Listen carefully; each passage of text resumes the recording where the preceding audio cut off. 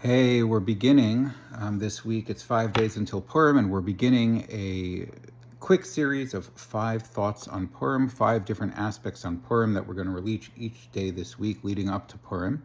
And I think it's appropriate and it's auspicious to focus on 5 thoughts in particular.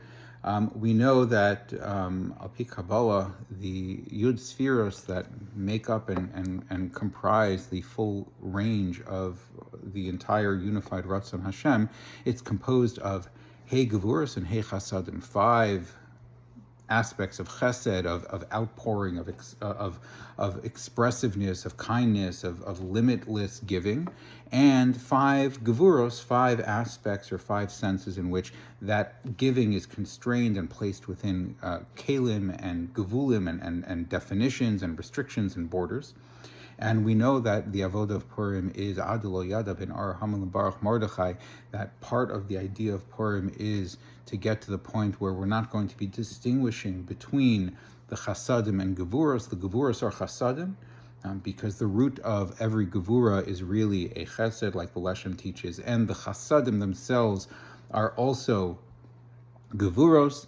The two, no difference between them. They're just different aspects, different ways of experiencing the same Ratzon Hashem, the same presence of Elokus that's present with anything, so within everything. And so we'll take a few moments each day to talk about 5 different aspects of Purim and 5 different avodas related to 5 different aspects of Purim. So for today, I just wanted to share briefly, just a big picture, the aura of Purim, the Gilui Elokus that's expressed on Purim, that was manifested and projected into the world during the original Purim story that's recorded in the Megillah, and the same Gilui Elokus, the same Tamtzis, the same Roshim of that same aura that's being projected into the world every time Purim comes around again each year. That Gilui or that aspect of HaKadosh Baruch Hu, that aspect of the Gilui Elokus that's happening on Purim is an aspect, a particular way of accessing the Yichud of Hashem Hu Elokim. That Hashem, the Shem Havaya, the limitless, transcendent HaKadosh Baruch Hu, is also the Elokus, is also Elokim, is also the HaKadosh Baruch Hu, is also the Hashem that's revealed to us specifically within Dinim, within the Midas Hadin.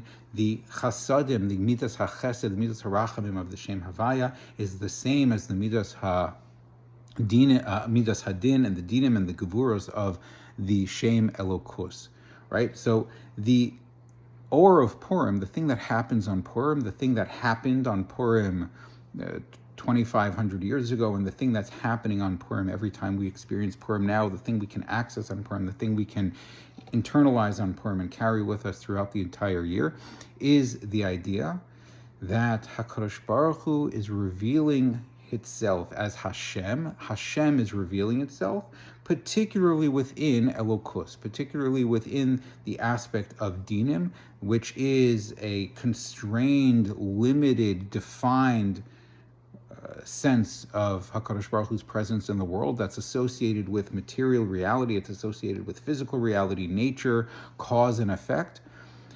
Purim is the experience of Bilti Gavul, the limitless, infinite, the unconstrained, the Hashem, the Shem Havaya, the Haya Hove V'iyah, all wrapped into one, operating within this moment in a way that collapses all of time within it and transcends all of time. That Bilti Gavul is operating dafka bigavul, is operating dafka within the normal limits of the Midas Hadin, the normal limits of nature, of history, of sociology, of politics, of economics, all of the other sort of normal ways of doing things that are playing out in the Megillah, the character traits of the different characters, where they're doing exactly what you might expect them to do because the characters have been developed in the Megillah and we know sort of what they're going to do and how they're going to operate. The economics, the politics, the unfolding of history, all of those sort of normal ways of functioning are containing our kalim for an experience of Bilti Gavul, of the infinite transcendent HaKadosh Baruch Hu, that's operating not in a way that breaks normal reality, which is what happens on Pesach, which happens with the Eser Makos and Kriyas Yamsuf, where HaKadosh Baruch Hu is revealing itself in a way that breaks the normal flow of reality. There is no more cause and effect. There is no more gevul. All of nature is broken in half, combined, mixed up together, and remade during Yetzias Mitzrayim. But in Purim, we're having a gilui, we're experiencing a gilui of the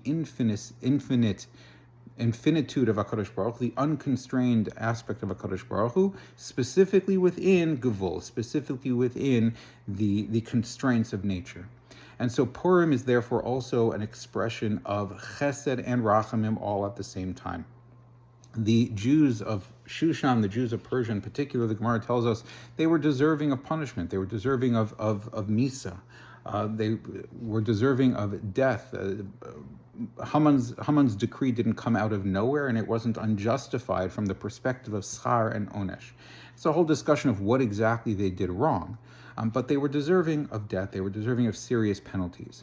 But they get saved anyway. L'mayla meschar va'onesh. L'mayla, above, transcending the normal, ordinary rules of you do something bad and something bad happens to you, you get punished. You do something good, and good things happen to you. Here, the Jewish people are doing bad.